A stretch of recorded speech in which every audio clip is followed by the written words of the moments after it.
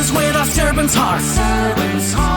Welcome to the podcast. Inspiration, motivation takes.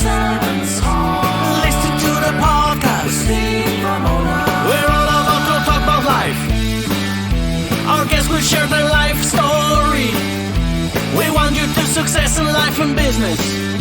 We're ready and we will start shortly.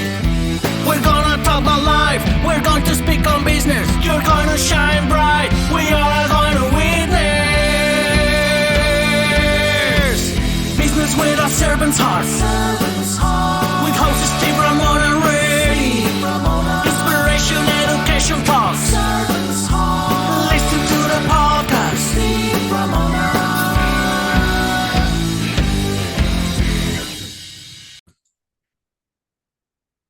Welcome, everyone, to Doing Business with a Servant's Heart podcast. I'm your host, Steve Ramona. I'm so fired up to have you join us today. You know why? Because we dedicate this podcast to help you understand doing business and living life with a servant's heart and that purpose, how it can change your life. But you know what it could change? It impacts somebody else and make a difference in their life. We also dedicate this podcast to motivate you, inspire you, and educate you through our incredible guests. And you're going to have a great time today because you're going to get all that and much more. I want to thank our sponsor, Pantheon Alliance. That's a community of high-income entrepreneurs and business leaders who are creating a world-changing thought leader platform to grow your business. So for more information on Pantheon Alliance, please reach out. I'll get you all connected there. And with that being said, impact and change and difference and all that I said in the monologue, well, you all know, and people have talked to me in person say the podcast has changed my life and can change yours. And we have one of those experts on podcasting on our show today. And I love that because it's right down my alley. It's like throwing a strike. So let's welcome to our show, John. John, welcome. Hi, thank you for having me, Steve. I'm looking to provide value to you and your audience. Why did you get in podcasting? So backstory, journey of mine. I wound up losing my job after 20 years. And then I wound up getting the word divorce thrown at me within that same year. So that led me to travel down different areas of my life I have never traveled down before for a very long time, in a sense, mentally, physically, spiritually, relationships, and, business and finance. Those are the five I focus on. And I went to an event like a year after the word divorce came up. I sat at a table with some men at this event for breakfast. I only knew the one guy, the one that was hosting it. And I don't remember the guy's name that was there. Everybody got up with this one guy. He's like, well, what do you want to do? I said, I just started a podcast. And at the time I had 10 Facebook Lives that I did because I was going through, I did life insurance for a little bit there and I was learning from other entrepreneurs. And so he's like, yeah, just take them and strip the audio. I'm like, okay, sounds easy enough, but it was nothing I wanted to do my podcast on. So 6 months later, I stripped the audio, started the podcast with those 10 lives. Episode 0 says, hey, this is what the first 10 are. Thereafter, this is what the podcast is about. So that got me going. And ever since then, it's people coming on and sharing their journey.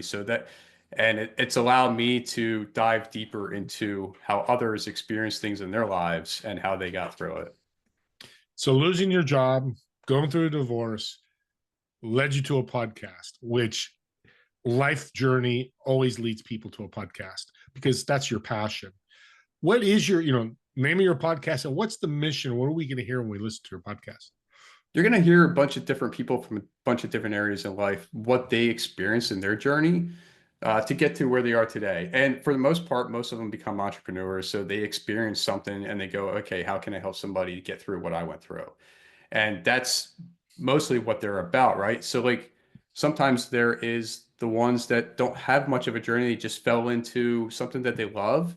And then we just dive into that. And we just see where the conversation takes us. It's not a list of questions. It's just an open, vulnerable, authentic conversation. So I really enjoy meeting the people I've had on the podcast. How has it changed your life? Networking, first of all. Tons of people around the world. Episode 124 I'll be launching this week. 10 more in the backlog. And for me to be able to say, okay, you might be able to connect with this person. I put these two people together, whether something happens, I don't know. but it's just the fun of that, the thrill of it. And it's also allowed me to build a community of other podcasters, starting to speak in live events and all that stuff. So it's opened up some windows for me. And I'm not sure what you think, but a lot of people out there that want to start a podcast think it's just going to happen overnight. I've been doing this for almost 2 years, and it's slowly starting to gain momentum. And, I've enjoyed it all the way up to this point and still do. But I'm going to say that I started not for the audience, not for money or anything. It was just strictly to understand people and help somebody listen to that episode. And hopefully they find it at the right time to know that they're not alone. They can get through life too with whatever they're experiencing as well. That's the mindset of a podcast right there, audience. If you think about a podcast or have one, it's the mindset of that. Does the money come? It may. But again, uses another tool like AI or a CRM or your marketing tools. That's what a podcast is. It's a tool to network. And I think a fabulous tool. And if somebody's listening, they're going, John, it sounds great. Came from something really bad and turned into something good. What's a tip that you can give them to start their podcast? A tip I would say, first of all, don't, get started. So don't hesitate too much, but be prepared a little bit. For me, I did have the 10 episodes ready to go. I launched 3 at once. That way people can listen to 1, listen to 2, listen to 3. And then after that, I did 1 per week. So I recommend having at least 10 ready to go. That way you're not scrambling to come up with the next one next week or the next day, whatever the time frame is that you plan on doing. And the one question I ask is, would you do it if nobody listened? So really, do you have a message, or is it just you interviewing people? Would you still just continue to do it because you love it, you enjoy it? And I think that's what you have to really feel, that the desire is there for you to keep on doing it, even though no one's listening. Yeah, there's a quick 2 I have for you. Great message. Great message. I say it twice because that's not what happens a lot of times. And as I told you before the show, a million podcasts have left because they're not consistent. They've stopped. And that's okay because we're not judging here. But if you want to do it, guarantee you the benefits and the ROI is fabulous. And I'm about the 2-year mark too, so I know what you're talking about. Talk about you had a divorce, you lost your job, family's affected. How has fatherhood helped you launch this career of podcasting? Yeah, so my son is 14, my daughter's 12, and the divorce happened about 3, 4 years ago, so they were younger then. And now I have the opportunity where they can listen, watch what I'm doing if they choose to do so. I don't make them do anything. Um, they are planning to come to my live event, which is good, so they can kind of experience that. But it also allows me to bring in these guests, and then I can feel your energy, Steve. If you were a guest of mine, I could share whatever you share with me and go, you know what, let's apply this to our lives. Let's see if this is going to help us or not. Uh, that's what I find. I find the value being there. I'll do TikToks every once in a while, and my son like hearted or whatever, and they're like, oh, I just saw it. They didn't watch it, right? They just hearted, which is great. So they see me showing up, they see me doing different things. I never spoke before. So with me going to do that, it hopefully encourages them to keep stepping out of their comfort zone. And that's kind of like where I'm at. So I don't want to quit. I don't want to give up on this, because if I do, then it's going to make me look, they're going to see that, right? So I'm setting the example by behavior, by what I do, my habits, not by me telling them what they should be doing. So that's kind of like where I'm leading. And I do have my kids like every 7 days, so I don't have them all the time where they can keep showing up and seeing me doing all this stuff. Um, which is a struggle in a sense, but as long as I just keep moving forward. And I'll share with you, I write what I'm grateful for every 3 days. So when they're with me, I challenge them to do the same thing. And it's a struggle because they're not doing it all the time, but they're going to remember, well, I remember back then, Dad told me to write down what I'm grateful for.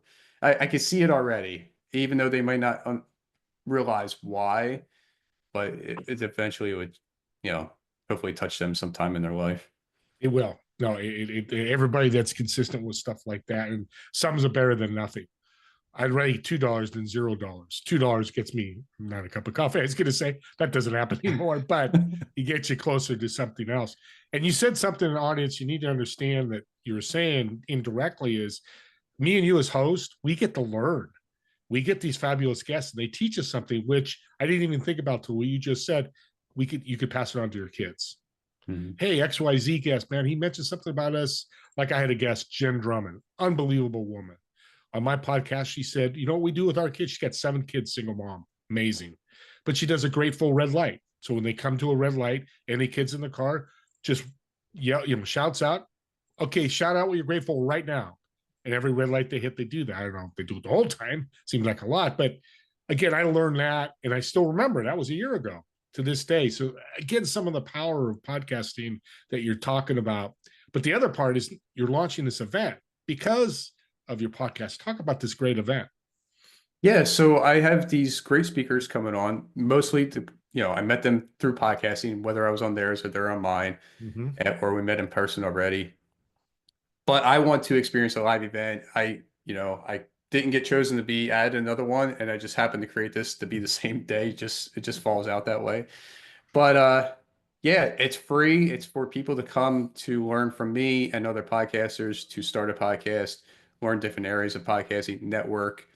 And I just want the people to have that desire to start, to know that you can just do this. And yeah, it's a long game, but let's just get it going. There's got to be something inside of you that keeps telling you to start a podcast for the past 3 years and you just didn't do it for some reason. So let's just make it happen. That's what I want. And I want to have fun, laughs, and just people to get along. So I'm looking forward to it. It's about 40 people that can show up, and a small group, large group if you want to call it, but I think it's just right. So you could be somewhat like a family friend kind of relationship there. And how can people find the event? Yeah, so it's lifescheckmark.com and then slash podcast. You know what? I'll share it with you. Because Yeah. yeah, but it's Yeah. it's We'll a put in the show 2020, notes. yeah, it's 2025 podcast launchpad is what it's called. Beautiful. I love it. Everything you've been through before you started your podcast taught you resiliency. What's 1 or 2 tips do you have for people out there going through a tough time and now you're succeeding? Because that's what I love. You had these obstacles, losing a job. I mean, some pretty life problems. Yeah. And you came out the other end and doing well. Your kids are doing well. What tips can you give the audience?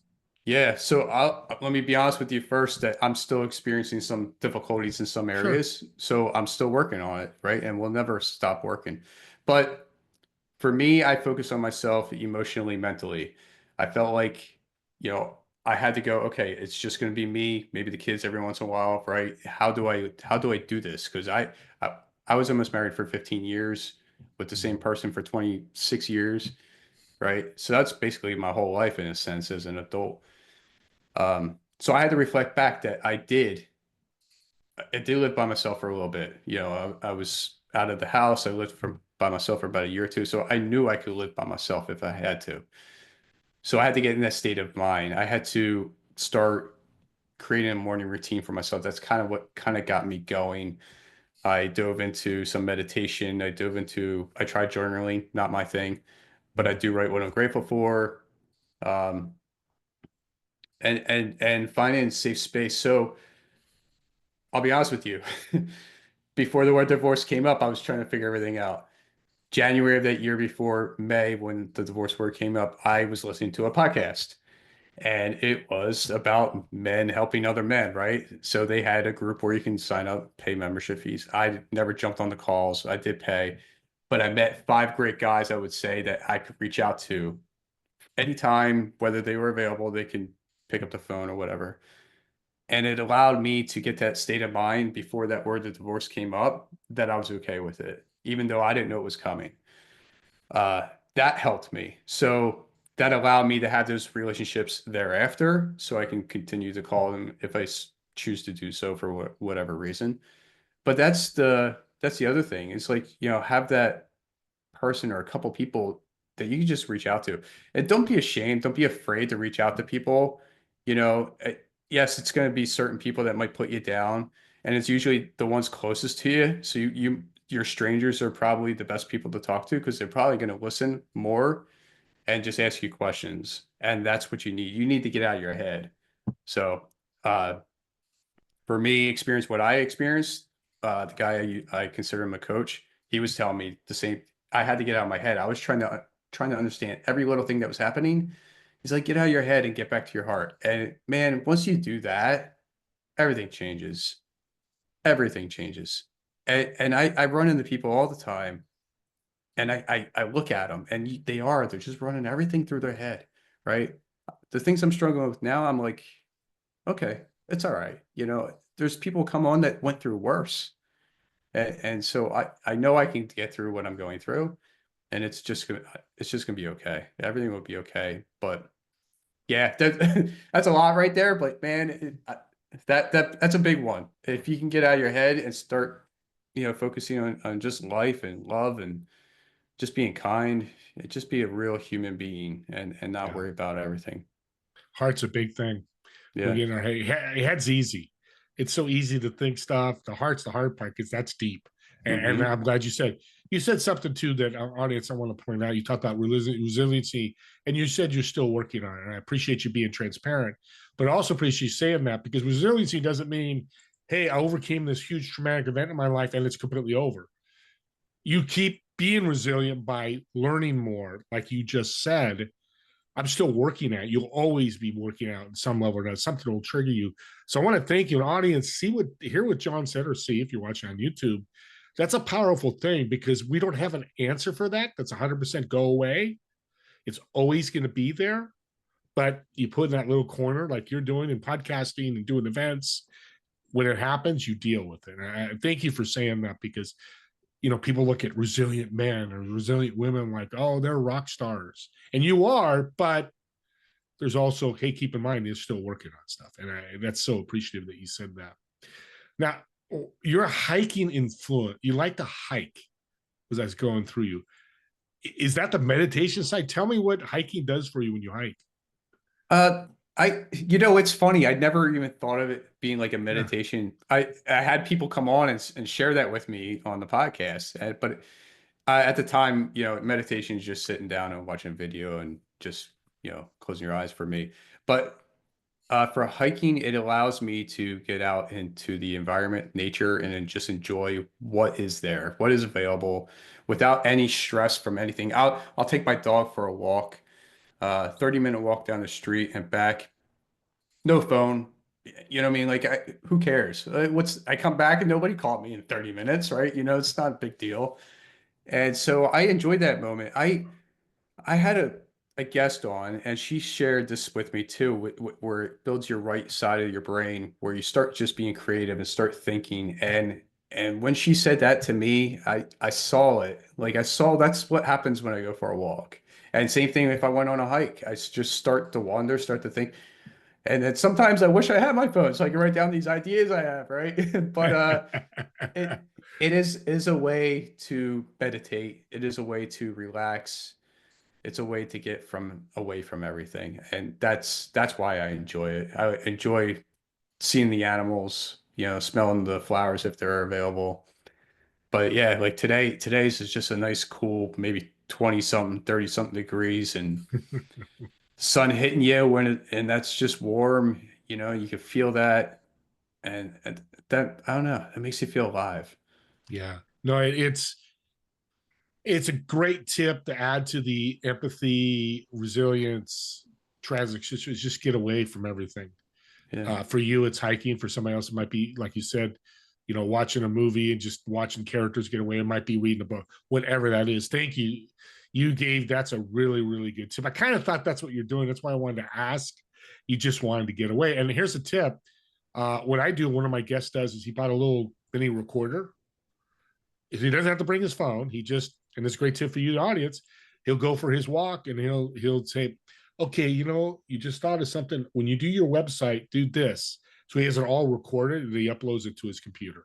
Something to think of, a little tip that, Yeah, thank you. again, yeah, that way you have to have your phone. It rings. You have to, Right. you feel obligated. I love that you leave it away. these restaurants nowadays, I think they're Oh, phone plan. We won't get into audience, and some of you thinking like, oh, geez, I look around and there's a family of 4 with 2 kids, and they haven't yeah. spoken one word for an hour, and that's not what this is about.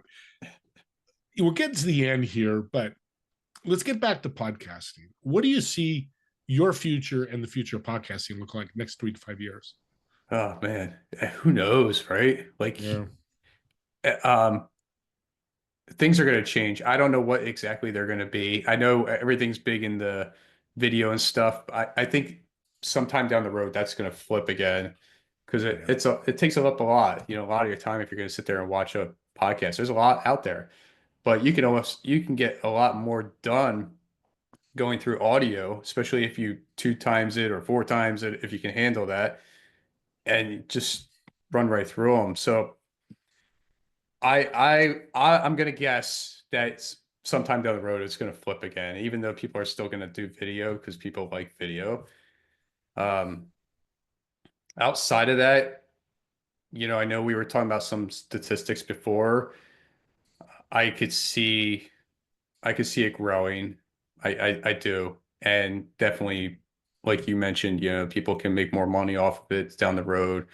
I forget what is it supposed to be like billions of dollar industry or whatever. yeah, So I mean the option it's available, and you just got to jump into it.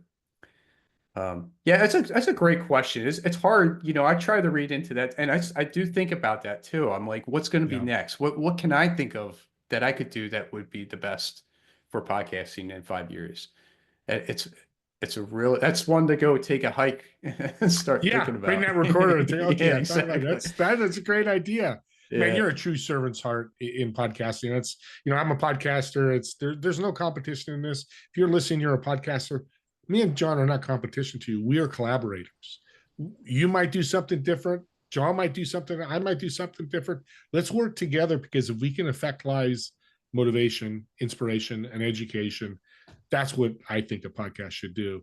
So let's end with a real fun improv. I like to end with this fun question. Okay. So I've got a reservation at a restaurant for 4 of reserved for you. You, of course, sit in one chair. In the 3 empty chairs, who would you invite, dead or alive? Why would you invite them? And what food would you order? Oh boy. Number one, Abraham Lincoln. Hmm. The reason why is because I've read books where he was a silent thinker. He would go somewhere in another home, whatever, and just spend hours by himself is what I read. And I feel like I could do that too. Like just to be alone for a little while. And I would want to know the reason why he did that. Like, what did it do for him? Yes, we know his history and stuff, but I would want to know that from him. Yeah. Um, who would the other ones be? Jim Rohn. I would definitely love to have Jim Rohn. I listen to his stuff all the time, and I think just experiencing him as a person around me, I would just fill me up. And I know Tony Robbins, that was his mentor, if I'm right. So I mean, it still carries through, right? So It does, yeah. Man, 3, huh? Let's see. Yeah, something about learning from people in the past. Um, I don't know. You got me thinking. I'm like looking at books and stuff, and uh, What kind of food would you eat or order? And then eat, of course. well, I'm a meatloaf and potatoes kind of guy, so I would love just to have that. They can have whatever they like, but Sure. But we'll get but meatloaf and potatoes for yeah, sure. yeah. That just an all American kind of meal. Meatloaf, potatoes, green beans, maybe gravy. You know, yeah, that's about it. I can't. Sounds good. I wish I gave you a third person at the time, but I just can't think of one. Let's do this. Let's bring your kids, because I'd All love your right, kids to listen to Jim Rohn and Abe that sounds Lincoln. What great. lessons? There's a perfect age where they're learning. What could they have taught them? Yeah. Holy moly! I'm just thinking that I might have to bring a 5th chair. I might have to sit there, because I love meatloaf too. So it's my reservation. I Come added on a over. 5th Yeah, chair. come I'm on coming over. over. Let's do That's this. all right. I get John. This has been such a great podcast. Your been through a lot. You're still, dealing with it, but you're able to go out and serve people. And I really appreciate that, because a lot of people listening, we've all been through a lot, some a little, but we've been through something. We can still go out and serve, even though we've been through a lot. And actually it'll help you do that, as you said, through your walks and talking about helping and serving others. How can people connect with you and support you? Yeah, so they can check out the podcast, lifescheckmark.com or Life's Checkmark. It's all over Spotify, Apple. It's on YouTube as well. And then lifescheckmark.com is where you can go find out about my podcast coaching program. I have a podcast community with about 20 podcasters right now. And then I do video clips for other people, so that's available too. And then I can share with you the link for the live event that's coming up as well. But those are the best ways to find me. Great. And we'll put those in the show notes. And yeah, if you need clips done or marketing material from your podcast or speaking gigs or things like that, reach out to John, because he can do that for you as well. And I always have call to actions, but the call to actions are free, so it doesn't cost you anything. But subscribe to the YouTube channel. And here's why. It's not, subscribers are great, and I like them. I appreciate all of them. But here's the power of a podcast that a lot of people aren't talking about. It's a great gift. And here's how it works here. You're listening to this and you go, man, my friend wanted to start a podcast. Send this clip, this link to John's podcast to them and say, I just listened to John. I think he can help you with your podcast, but listen to what he's talking about podcasts. You just gave them a gift, because let's walk that journey. You give it to them, they listen, they go, I'm going to reach out to John, and they start a podcast. And they start building their network, and great things start happening. Well, you gave that gift. It cost you nothing but time. But if you really care about people, want to build your network and build relationships, I think podcast links are so powerful. So go ahead and do that. And the second thing is comment on the YouTube channel. And why? Maybe it's a critique for the podcast, because me and John, the podcast, it's all about you guys and girls. It's not about us. And if I can make it better by your suggestions, I'd love to do that. Or if you want to send a comment to John, I'll definitely get it on those comments. So with that being said, me and John want to thank you all for watching or listening to this podcast. We'll see you on the next episode of Doing Business with the Servant's Art. Have a great day, everyone.